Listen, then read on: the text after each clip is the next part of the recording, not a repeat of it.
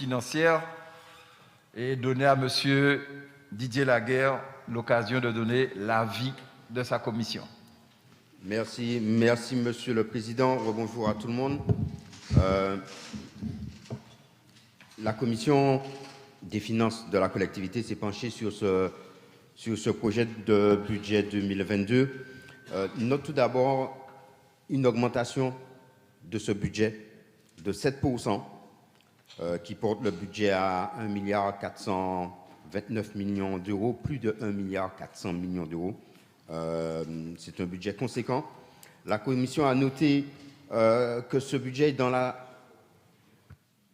cohérence avec le débat d'orientation budgétaire, le débat sur le plan de relance que nous avons eu, les grandes orientations et les lignes directrices que nous avons tracées. C'est un budget de responsabilité, un budget offensif, un budget audacieux. Le CESEM l'a noté, mais c'est un budget qui vise à impulser une véritable dynamique dans notre pays, dans un contexte de crise. Et il faut saluer justement cette ambition pour notre pays, la Martinique, ambition de la collectivité territoriale de Martinique, dans un contexte incertain. Et c'est parce que le contexte est incertain, parce que nous sommes dans une situation de crise, que nous nous devons d'ouvrir des perspectives pour le peuple martiniquais qui réside en Martinique, pour nos jeunes, mais aussi pour ceux qui sont à l'extérieur. C'est un budget d'un peu plus d'1 milliard d'euros en section de fonctionnement. Et la Commission a noté que ce budget est particulièrement contraint. Sur le milliard 55 millions consacrés à la section de fonctionnement, 800, j'ai noté le chiffre quelque part, 860 millions d'euros sont déjà consommés, sont déjà attribués. C'est-à-dire qu'en réalité, vous avez 160 millions d'euros sur la section de fonctionnement sur lesquels vous pouvez agir. C'est dire le niveau de contrainte et les faibles marges de manœuvre de la collectivité. Et malgré ça, ce budget fait la part belle, et les collègues auront l'occasion de s'exprimer dessus, ce budget fait la part belle à la culture. Alors, pas forcément dans la section d'investissement, parce qu'aujourd'hui, dans le contexte, ce n'est pas l'investissement dans des bâtiments culturels qui importe, mais c'est plutôt l'action culturelle pour donner du sens et de la cohésion au peuple martiniquais et l'aider à faire face aux crises, au pluriel que nous traversons. C'est un budget qui met l'accent sur les équipements nécessaires en matière de logement, en matière d'éducation, en matière d'accompagnement de nos aînés sur les EHPAD. Mais c'est aussi un budget qui subit, et nous avons eu l'occasion de nous en rendre compte lors des discussions à la Commission, c'est un budget qui subit des contraintes inhabituelles, Monsieur le Président de l'Assemblée et Monsieur le Président du Conseil exécutif. Parce que dans le même temps, on constate qu'un certain nombre de dépenses devront être payées sur le budget 2022, alors qu'elles ont été engagées sur les exercices précédents. Ce qui signifie concrètement que les crédits que nous inscrivons ont déjà été consommés. Je prends deux exemples. Les dotations aux satellites pour plus de 32 millions d'euros. On vient d'inscrire 36 millions d'excédents reportés, mais ils sont déjà consommés par 32 millions qui ont été promis aux satellites, votés, mais pas inscrits dans les budgets. Donc pour les payer, il faut prendre les crédits 2022. Tout à l'heure, le conseiller exécutif a fait plusieurs références à la ville de Fort-de-France. On n'en parlera pas ici, on en parlera tout à l'heure dans le débat. Mais il y a déjà 32 millions qui sont consommés par les exercices précédents.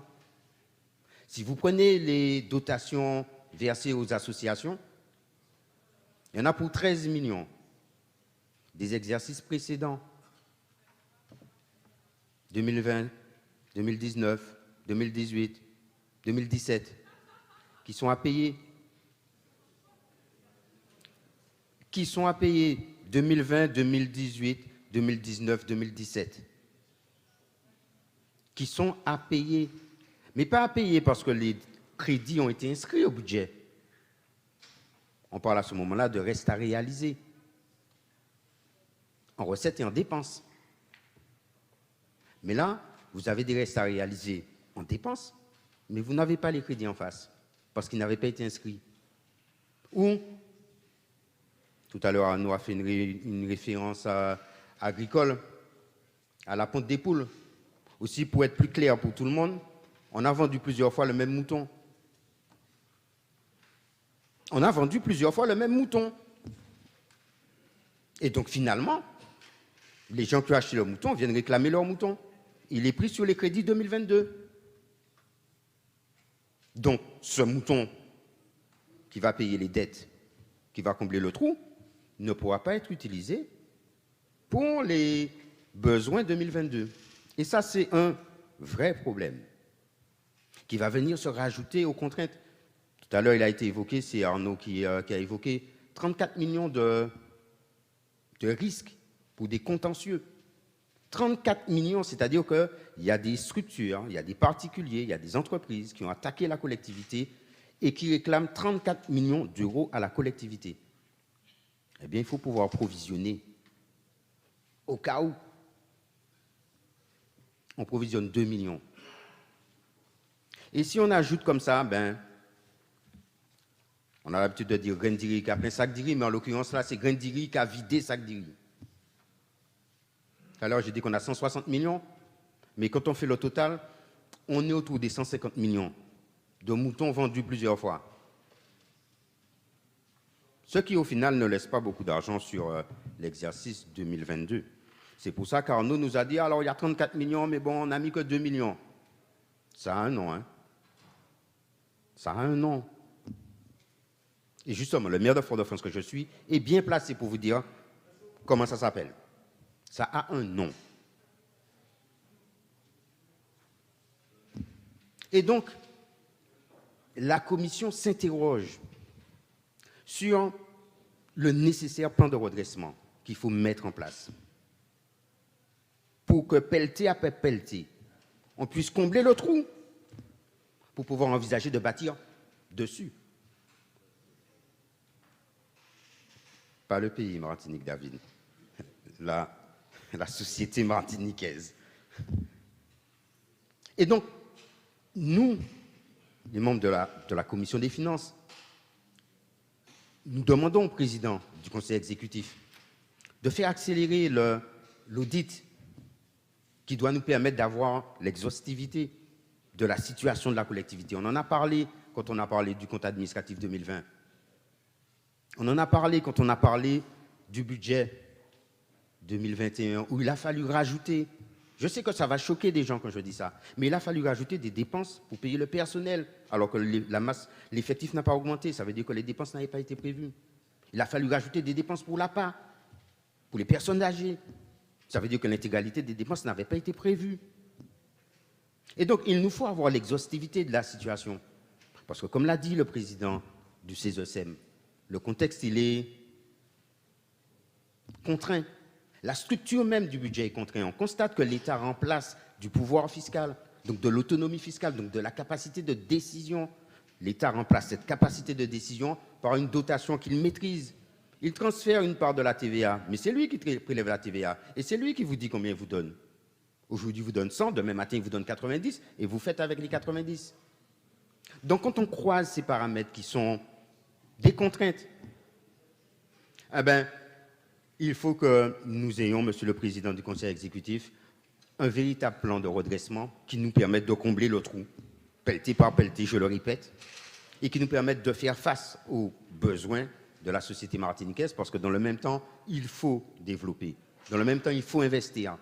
Dans le même temps, il faut ouvrir des perspectives et il faut accompagner les Martiniquaises et les Martiniquais sur les problématiques de pouvoir d'achat.